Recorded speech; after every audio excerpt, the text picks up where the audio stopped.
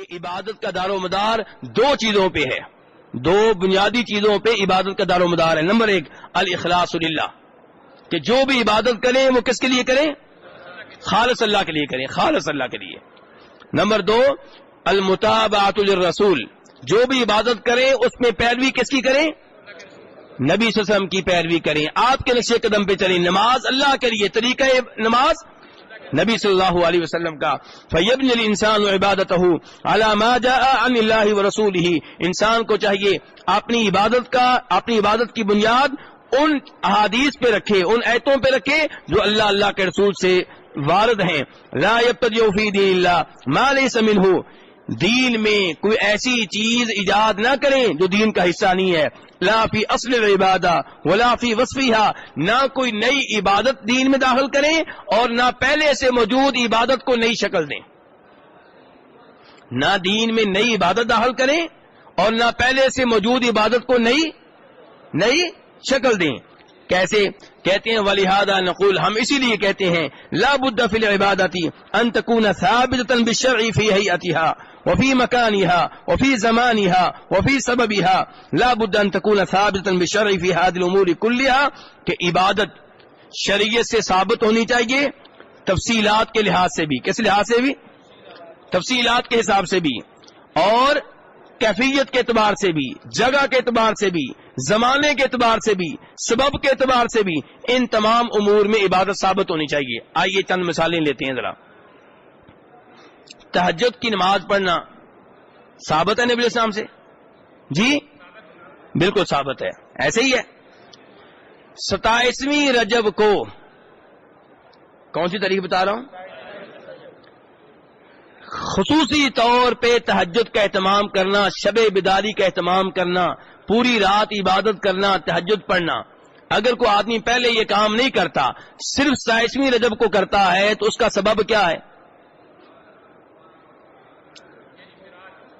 سبب یہ ہے کہ یہ وہ رات ہے جس رات اللہ کے رسول کو معراج ہوا تھا۔ پہلی بات یہ ہے کہ یہ چیز قرآن و حدیث سے، صحابہ کرام سے ثابت نہیں ہے کہ معراج اس رات کو ہوا تھا۔ کب ہوا تھا اللہ بہتر جانتے۔ معراج پہ ہمارا ایمان ہے، معراج ہوا ہے اس پہ ایمان ہے، کس تاریخ کو ہوا یہ تاریخ معلوم نہیں ہے۔ ہم فرض کرتے ہیں کہ یہ تاریخ، یہ رات ہمیں معلوم ہوگی، چلو جی معلوم ہوگی 27ویں رجب ہے، 2 منٹ کے لیے ہم مان لیتے ہیں۔ 27ویں رجب کی وجہ سے پوری رات عبادت کرنا، شب بیداری کا اہتمام کرنا، تہجد پڑھنا، اس وجہ سے، اس سبب سے، کیا یہ سبب ثابت ہے؟ کیا نبی علیہ الصلوۃ والسلام نے، صحابہ کرام میں سے کسی ایک نے 27ویں رجب کو عبادت کا اس لیے اہتمام کیا کہ یہ وہ رات ہے جس رات آپ کو معراج ہوا؟ تو کہتے ہیں تہجد عبادت تو ثابت ہے، لیکن اس عبادت کو معراج کی وجہ سے کرنا یہ سبب ثابت نہیں ہے، تو یہ غلط ہوگا۔ یہ کیا ہوگا؟ غلط ہوگا۔ آگے چلیے، آپ کتاب کے مؤلف نے کہا تھا ایسے ہی زمانہ ہے۔ قبروں کی زیارت کرنا، قبروں کی زیارت کرنا شریعت نے ترغیب دی ہے کیونکہ موت یاد آتی ہے، لیکن عید کے دن خاص طور پہ قبروں کی زیارت کرنا، 10 محرم کو خاص طور پہ قبروں کی زیارت کرنا، یہ وقت شریعت نے بتایا ہے، تو پھر ہم اس کو خصوصی طور پہ اہمیت کیوں دے رہے ہیں؟ ہاں، ایک آدمی کو چھٹی ملی عید کے دن، والد صاحب فوت ہوئے تھے اور عید کے اگلے دن اس نے پھر واپس چلے جانا ہے، تو وہ عید کے دن اس لیے جا رہا ہے کہ اسے چھٹی یہی ملی ہے، کوئی مسئلہ نہیں۔ لیکن جس دن کو شریعت نے عید کا دن بنایا، خوشی کا دن بنایا، اس دن کو آپ غم کے طور پہ منائیں۔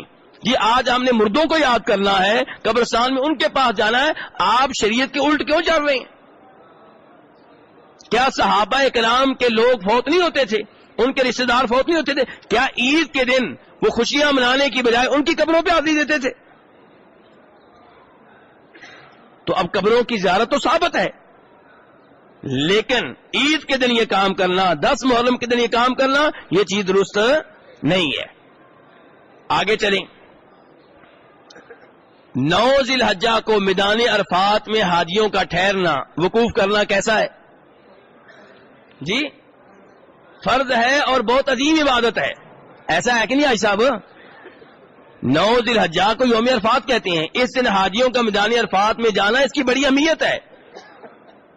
بہت زیادہ اس کے فضائل ہیں, بہت یہ قیمتی دن ہے. اب آپ لوگ عمرے کے لیے آئے ہیں, آپ کہتے ہیں لو جی ہم حج پہ تو نہیں حاضر ہو سکے, ہم کل جا رہے ہیں وہاں پہ, کل ہم وہ عبادت کریں گے جو حاجی کرتے ہیں. کیوں حاجی صاحب کیوں انکار کر رہے ہیں؟ ہم نے ناچنا نہیں ہے, وہاں پہ عبادت ہی کریں گے. تو کیا خیال ہے؟ یہ نبی علیہ السلام کا طریقہ نہیں ہے. اگر آپ حج کر رہے ہیں اور 9 ذی الحجہ ہے اور میدان عرفات میں وہ جا کے وہ کام کر رہے ہیں, یہ اللہ کے رسول کی سنت ہے, یہ شریعت ہے. لیکن یہی کام آپ کسی اور تاریخ میں کریں اور میدان عرفات میں ہی کریں تو یہ کام آپ کا غلط ہو جائے گا. اعتکاف ہے, اعتکاف کہاں بیٹھنا چاہیے؟ وَأَنْتُمْ عَاكِفُونَ فِي الْمَسَاجِدِ, اعتکاف مسجد میں بیٹھنا چاہیے. نبی علیہ السلام کے زمانے میں مرد بھی مسجد میں اعتکاف بیٹھتے رہے, عورتیں بھی. حتیٰ کہ آپ کی ایک بیگم جنہیں استحاضہ کا خون آتا تھا, کون سا خون؟ ایسا بولیے ذرا. ایک ہوتا ہے حیض, میں حیض کی بات نہیں کر رہا. حیض تو معمول کا خون ہے جو ہر عورت کو ہر مہینے آتا ہے, 6 دن 7 دن, میں اس کی بات نہیں کر رہا. جب وہ خون آئے حیض کا خون تو عورت کو روزے رکھنے کی اجازت ہے, نماز پڑھنے کی اجازت ہے, خامد سے امبسری کرنے کی اجازت ہے. میں حیض کی بات نہیں کر رہا, استحاضہ کی بات کر رہا ہوں جو حیض کے بعد بھی خون آتا رہتا ہے. اس خون میں عورت نے نمازیں بھی پڑھنی ہیں, روزے بھی رکھنے ہیں, خامد سے امبسری بھی کر سکتی ہے اور اعتکاف بھی بیٹھ سکتی ہے, مسجد میں بھی آ سکتی ہے, کیونکہ یہ استحاضہ کا خون ہے, حیض کا نہیں ہے. لیکن خون تو ہے نا, خون تو نکل رہا ہے نا. آپ کی ایک بیگم انہیں استحاضہ کا خون آتا تھا, اس کے باوجود کہ ان کے استحاضہ کے خون کی وجہ سے ان کے نیچے برتن رکھنا پڑتا تھا, ٹب رکھنا پڑتا تھا, پھر بھی اعتکاف مسجد میں بیٹھتی تھی, گھر میں نہیں. کہاں اعتکاف بیٹھتی تھی؟ اور آج ہماری عورتیں کہاں اعتکاف بیٹھ رہی ہیں؟ گھروں میں. کہاں آیا؟ کیا دلیل ہے اس کی جی؟ کتاب کے مؤلف یہی کہہ رہے ہیں کہ اعتکاف تو اب ثابت ہے, جگہ جو آپ نے اب تلاش کی ہے یہ جگہ ثابت نہیں ہے. اعتکاف بیٹھنا ہے تو مسجد میں. آپ کہتے ہیں مسجد میں ماحول نہیں اچھا, عورت نہ بیٹھے, گھر میں عبادت کرتی رہے, ویسے تلاوت کرتی رہے, اللہ کا ذکر کرتی رہے, کوئی مسئلہ نہیں. لیکن اعتکاف بیٹھنا ہے تو وہاں پہ بیٹھیں گی جہاں پہ صحابہ اکرام کی عورتیں بیٹھی ہیں. کہاں بیٹھی ہیں؟ مسجد میں بیٹھی ہیں. آپ کی زندگی میں بھی مسجد میں بیٹھی ہیں, آپ کے فوت ہونے کے بعد بھی مسجد میں بیٹھی ہیں, یہ بھی بتا دوں. تو کہتے ہیں اس لیے جو بھی عبادت آپ کرنے لگیں اس کی بنیاد, اس کی کیفیت, اس کی جگہ, اس کا وقت, اس کا سبب, یہ سب چیزیں شریعت کے مطابق ہونی چاہیے. یہ سب چیزیں کس کے مطابق ہونی چاہیے؟ شریعت کے مطابق ہونی چاہیے. اور اس کی ایک دلیل لے کئی دفعہ بیان کرتا رہتا ہوں, ذرا آج یہ موضوع چل رہا ہے تو آپ کے ذہن میں بٹھانے کے لیے. ترمذی شریف کی حدیث ہے, عبداللہ بن عمر رضی اللہ عنہما کو چھینک آتی ہے. عبداللہ بن عمر بیٹھے ہوئے, ان کے پاس بیٹھے ہوئے آدمی کو چھینک آتی ہے. عبداللہ بن عمر کو خود نہیں, ان کے پاس ایک اور آدمی بیٹھے, ان کو چھینک آتی ہے. اب چھینک آئے تو کیا کہنا چاہیے؟ حاجی صاحب کیا کہنا چاہیے؟ الحمدللہ. اس آدمی نے کہا الحمدللہ والسلام علی رسول اللہ. اب بتائیے کہ نبی علیہ الصلوۃ والسلام پہ سلام پڑھنا چاہیے کہ نہیں پڑھنا چاہیے؟ 24 گھنٹے پڑھنا چاہیے. لیکن چھینک آنے پہ نبی علیہ الصلوۃ والسلام نے کیا پڑھنا سکھایا ہے؟ اس موقع پہ سلام پڑھنا نہیں سکھایا. عبداللہ بن عمر اس آدمی پہ ناراض ہو گئے. کہا کہ چھینک آنے پہ الحمدللہ پڑھنے کے ساتھ ساتھ اللہ کے رسول پہ سلام پڑھنے کا طریقہ ہمیں بھی آتا ہے, لیکن اللہ کے رسول نے یہ نہیں سکھایا. میرے بھائی غور کریں, دین کے اوپر غور کریں ذرا. اپنی طرف سے دین میں ٹانکے لگاتے رہنا بھی کیا حرج ہے جی, کیا حرج ہے جی, کیا اگر ایسے ہی عبادت کرنی کیا حرج ہے تو اللہ کے رسول کو نبی کو مانا ہے. نبی ماننے کا تو مطلب یہی ہے کہ عبادت اللہ کی, طریقہ عبادت آپ کا. لا الہ الا اللہ محمد رسول اللہ. تو اس لیے میرے بھائیوں ان معاملات میں غور کیا جائے اور اپنی طرف سے دین میں جو اضافے کیے جاتے ہیں ان سے پرہیز کیا جائے. اب ہمارے وہ بھائی جو اذان سے پہلے درود پڑھتے ہیں, ان سے آپ بات کریں گے تو وہ جناب آپ پہ ناراض ہو جائیں گے. وہ کہیں گے تم درود کے منکر ہو. کیا واقعی ہم درود کے منکر ہیں؟ بالکل نہیں. جو درود کا منکر ہے تو اس کے تو کافر ہونے کا خطرہ ہے. ہم الحمدللہ درود پڑھتے ہیں, اتحیات میں پڑھتے ہیں, اذان کے بعد بھی پڑھتے ہیں, مسجد میں داخل ہوتے ہوئے پڑھتے ہیں, مسجد سے نکلتے ہوئے پڑھتے ہیں, ویسے بھی 24 گھنٹے جب یاد آئے پڑھتے ہیں. لیکن اذان سے پہلے درود پڑھنا جیسے اذان کا حصہ ہو, آپ کہتے ہیں درود پڑھنے میں کوئی حرج نہیں ہے، میرے جیسا کوئی آئے گا وہ کہے گا بسم اللہ پڑھنے میں بھی کوئی حرج نہیں ہے، کیونکہ بسم اللہ بری چیز ہے کہ اچھی چیز ہے؟ اور یہ حاجی صاحب کہیں گے اعوذ باللہ بھی پڑھ لیں شیطان بھاگ جائے گا، اعوذ باللہ من الشیطان الرجیم بھی پڑھ لیں۔ کوئی اور آئے گا وہ کہے گا اللہ کی حمد و ثنا بھی بیان کر دیں الحمدللہ۔ اب اذان کیسے شروع ہوگی؟ اعوذ باللہ من الشیطان الرجیم بسم اللہ الرحمن الرحیم الحمدللہ رب العالمین الصلاۃ والسلام علیک یا رسول اللہ اللہ اکبر، یہ اذان ہے۔ اور یہ تو میں نے چند مثالیں دی ہیں، کوئی پانچواں آئے گا وہ کچھ کوئی اور اضافہ کر لے گا۔ جیسے ہمارے کئی کیا کہتے ہیں جناب علی کا نام بھی اذان میں ہونا چاہیے، تو جناب علی اچھے آدمی ہیں کہ نہیں؟ بہت اچھے آدمی ہیں، تو ٹھیک ہے جو ان کا نام بھی آ جائے، علی ولی اللہ، علی اللہ کے ولی ہیں، کیا اللہ کے ولی ہیں کہ نہیں ہیں؟ تو ٹھیک ہے وہ بھی آنے دو۔ یہ نہیں کہ اگر آپ ایک اضافے پہ اصرار کرتے ہیں کہ جو اضافہ میں نے کہا ہے قبول کر لیں، تو دوسرے کو 20 اضافے کرنے سے آپ نہیں روک سکتے۔ ان چیزوں کا میرے بھائیوں خیال رکھا جائے، عبادت کے معاملے میں احتیاط کریں۔ عبادت احتیاط ایک یہ کہ عبادت جب بھی ہوگی کس کی ہوگی؟ دوسرے نمبر پہ احتیاط یہ کہ طریقہ عبادت کس کا ہوگا؟ اللہ کے رسول صلی اللہ علیہ وسلم کا ہوگا۔ تو کتاب کے مؤلف کہتے ہیں فلو ان احدا اثبت شيئا من الاسباب لعبادة تعبد الله بها دون دلیل رددنا علیہ ذلك، اگر کوئی آدمی کسی ایسی عبادت کے لیے جو عبادت وہ اللہ کی کر رہا ہے کوئی ایسا سبب ثابت کرتا ہے جس کی دلیل نہیں ہے تو ہم اس سبب کو ریجیکٹ کر دیں گے۔ مثال کے طور پہ عید منانا نبی علیہ الصلوۃ والسلام کی پیدائش کی وجہ سے، اب 2 عیدیں تو ثابت ہیں، ایک عید فطر ہے روزوں کے بعد، اس کے پیچھے روزے ہیں، دوسری قربانی کی عید ہے، اب ایک تیسری عید آپ کے یوم پیدائش کی وجہ سے اس سبب سے عید، تو یہ سبب شریعت سے ثابت نہیں ہے۔ نبی علیہ الصلوۃ والسلام ہم سب کے محبوب ہیں، جو آپ سے محبت نہیں کرتا بلکہ ہر ایک سے بڑھ کر محبت نہیں کرتا اللہ کی ذات کے بعد، اس کا ایمان خطرے میں ہے۔ ہمیں اللہ کے فضل و کرم سے آپ سے محبت ہے، اپنے والدین سے بڑھ کر، اپنی اولاد سے بڑھ کر، اپنے مال سے بڑھ کر، اپنی جان سے بڑھ کر، ہر چیز سے بڑھ کر۔ لیکن اس کا مطلب یہ کہ آپ کا نام استعمال کر کے آپ کے دین کو بگاڑا جائے، آپ کے دین میں تبدیلیاں کی جائیں، آپ کے دین میں اضافے کیے جائیں، نہیں، اس کی اجازت نہیں ہے۔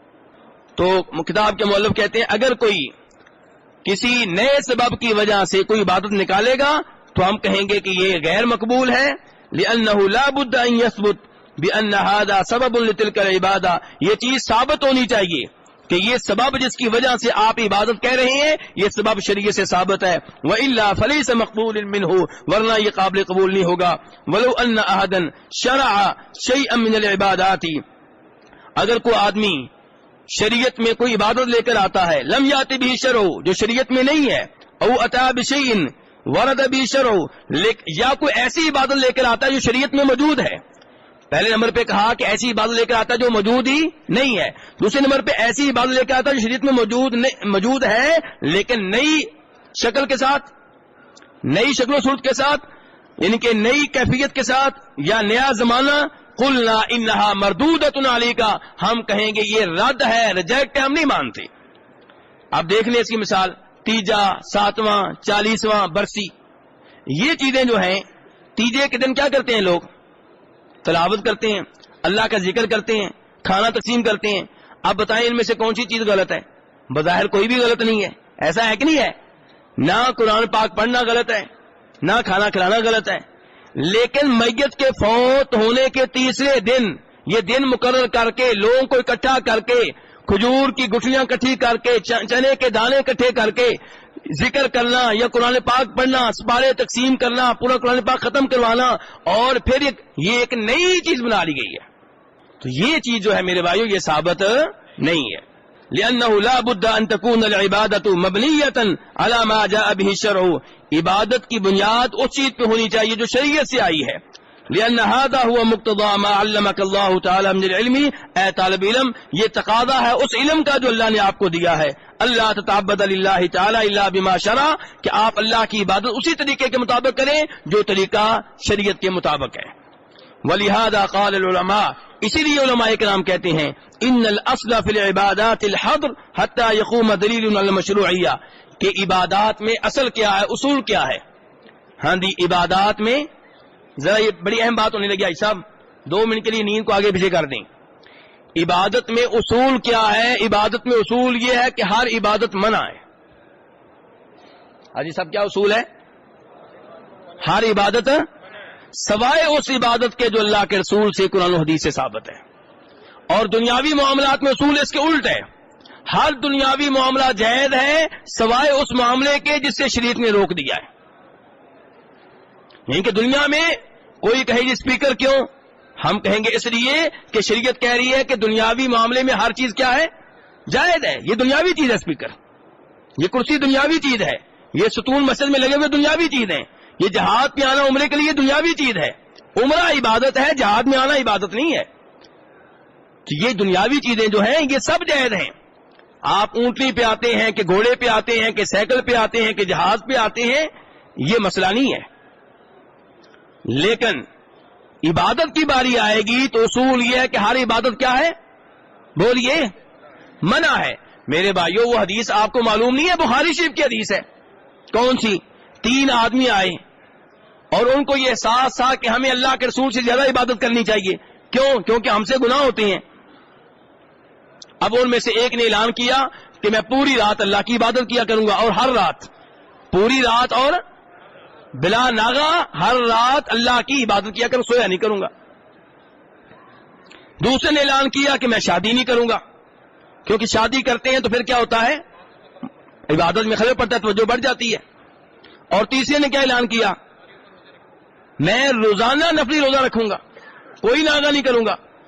اب اگر یہ سوال مجھ سے ہو یا آپ سے ہو تو ہم نے کہنا یار کیا بات ہے، ہم نے تو حوصلہ افزائی کرنی ہے نا، بلکہ ایوارڈ دیں گے. ایسا ہے کہ نہیں ہے؟ لیکن اللہ کے رسول نے حوصلہ افزائی کی، آپ شدید ناراض ہوئے. غور کیجئے میرے بھائی، تعصب چھوڑ دیجئے. میری یہ بات دھیان سے سنیے، حدیث کی بات ہے. اللہ کے رسول نے شاباش نہیں دی، حالانکہ میری ناقص عقل یہ کہتی ہے، آپ کی ناقص عقل یہ کہتی ہے کہ ان کو شاباش دینی چاہیے جو اعلان کر رہا ہے کہ میں پوری رات اللہ کی عبادت کیا کروں گا. لیکن اللہ کے رسول نے فرمایا یہ میرا طریقہ نہیں ہے. میرا طریقہ کیا ہے؟ میں رات کو سوتا بھی ہوں اور رات کو عبادت بھی کرتا ہوں. میں دن کے ٹائم نفلی روزہ بھی رکھتا ہوں، کبھی ناغا بھی کر لیتا ہوں، اور میں نے شادیاں کر رکھی ہیں. فرمایا یہ ہے میرا طریقہ. فمن رغب عن سنتی فلیس منی، جس نے میرے طریقے سے راز کیا وہ میرا نہیں ہے. اب بتائیے، روزوں کا اعلان کیا تھا، روزانہ نفلی روزہ رکھا کروں گا، یہ عبادت ہے کہ نہیں ہے؟ بولیے حساب. لیکن جو طریقہ اپنا لیا تھا روزانہ، یہ نئی چیز ہے.